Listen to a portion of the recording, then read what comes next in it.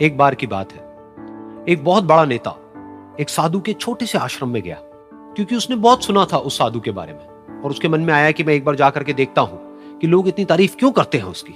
तो जब वो उस आश्रम में गया तो वहां पर एक छोटा सा कमरा था जहां पर एक कालीन बिछा हुआ था। वहां पर कुछ लोग बैठे हुए थे नीचे और साधु जी सामने बैठे हुए थे। कुछ सवाल जवाब चल रहा था। तो जैसे ही वो अंदर गया, वो अकेला नहीं था, उसके साथ में 4 बॉडीगार्ड्स भी थे और उसको ये आदत थी कि जहां पर भी वो जाता था लोग अपनी जगह से खड़े हो जाते थे, उसकी तरफ देखते थे, हाथ जोड़ते थे, अपना सर झुकाते थे। लेकिन यहां पर ऐसा कुछ भी नहीं हुआ। साधु ने उसकी तरफ देखा तक नहीं, क्योंकि वो साधु किसी के सवाल का जवाब दे रहे थे। लेकिन नेता को इस बात पे गुस्सा आ गया। नेता को लगा कि ये मेरी बेइज्जती है। तो उस नेता ने साधु की बात को बीच में ही काटते हुए थोड़ा गुस्से से कहा, मैं आपसे कुछ कहना चाहता हूं। साधु ने उसकी तरफ देखा और बोले, आप थोड़ी देर रुकिए, पहले मैं इनके सवाल का जवाब दे लूं, उसके बाद में मैं आपसे बात करूंगा। तब तक अगर आप चाहें तो आप बैठ सकते हैं। बस साधु का इतना कहने की देर थी। नेता का चेहरा गुस्से से लाल हो गया और फिर उसने अपना सारा गुस्सा उस साधु के ऊपर निकाल दिया। अभी तक वो नेता बहुत ही तमीज से बात कर रहा था, यानी कि आप कह करके बात कर रहा था। अब वो तू तड़ाक पे उतर आया। नेता ने उस साधु को कहा, तुझे पता भी है मैं कौन हूं और तू किससे बात कर रहा है? साधु ने उसकी तरफ देखा और कहा, मुझे इससे कोई फर्क नहीं पड़ता कि आप कौन हैं, लेकिन आप जो कोई भी हैं, अगर आप चाहते हैं कि मैं आपके सवाल का जवाब दूं या आपसे बात करूं तो आपको कुछ देर रुकना होगा। और साधु के ये कहते ही नेता गुस्से से पागल हो गया और वहीं सबके सामने चीखने चिल्लाने लग गया, अब मैं तुझे तेरी असली औकात दिखाऊंगा। तूने मुझसे पंगा लेकर के ठीक नहीं किया है। तुझे पता भी है मैं तेरे बारे में क्या सोचता हूं। साधु ने फिर से उसकी तरफ देखा और बड़े ही प्रेम से कहा कि मुझे इससे कोई फर्क नहीं पड़ता है कि आप मेरे बारे में क्या सोचते हैं। आप जो चाहे वो मेरे बारे में सोच सकते हैं। फिर उस नेता ने बोला कि तू चाहे सुनना चाहता है या नहीं, लेकिन मैं तुझे बताऊंगा यही सबके सामने कि मैं तेरे बारे में क्या सोचता हूं। तू एक बहुत ही घटिया इंसान है। तू कोई साधु नहीं है, तू एक ढोंगी है, पाखंडी है और यहां पर जितने भी लोग बैठे हैं उन सबको बेवकूफ बना रहा है।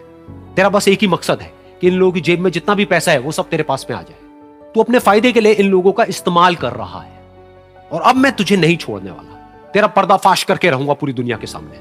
लेकिन उसके इतना बोलने के बाद भी उस साधु के चेहरे पर हल्की सी मुस्कान बनी ही रही। ये देखकर वो और तिल मिला गया और उसने कहा, अब बहुत हुआ, अब मैं यहां 1 मिनट भी नहीं रुकने वाला। लेकिन अभी भी तेरे पास में मौका है। अगर मुझसे माफी मांगनी है या मुझसे कुछ कहना है तो कह सकता है। इतना सब होने के बाद भी साधु बिल्कुल शांत था और उनके चेहरे पर एक मुस्कान थी। उन्होंने अपनी आंखें बंद कर ली। फिर साधु ने अपनी आंखें खोली, हाथ जोड़े और कहा कि मुझे आपसे कोई गिला शिकवा नहीं है। मेरे मन में आपके लिए कोई भी गलत ख्याल नहीं है। जो भी आपने मेरे बारे में कहा वो आपकी अपनी सोच थी, तो मुझे आप में कोई भी बुराई नजर नहीं आती है। मुझे आप एक बहुत ही भले इंसान लगते हैं। और साधु के इतना कहते ही नेताजी का दिमाग 7वें आसमान पर पहुंच गया।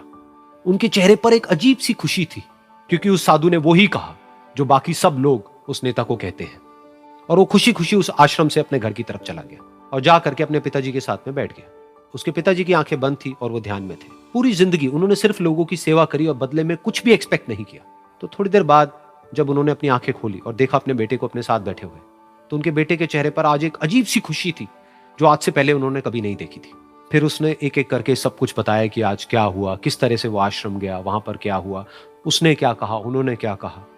तो जब इसके पिताजी ने पूरी बात सुनी तो थोड़ा सा मुस्कुराए और अपने बेटे को देख करके बोले कि उन्होंने तुम्हारी तारीफ नहीं करी है, क्योंकि उन्होंने वो नहीं कहा कि जो तुम हो, उन्होंने वो कहा कि जो वो खुद है। और तुमने जो भी कुछ उनको कहा वो नहीं कहा कि जो वो है, बल्कि तुमने वो कहा जो तुम खुद हो। यही बात वेदों में भी कही गई है, यथा दृष्टि तथा सृष्टि। ये दुनिया तुम्हें वैसी नहीं दिखती है जैसी कि ये दुनिया है। ये दुनिया तुम्हें वैसी दिखती है जैसे तुम खुद हो। जिसकी नजर जैसी है उसके लिए ये दुनिया वैसी ही है। तो अगर तुम अपनी दुनिया को बदलना चाहते हो तो उसका सिर्फ एक तरीका है, अपनी नजर को बदलो।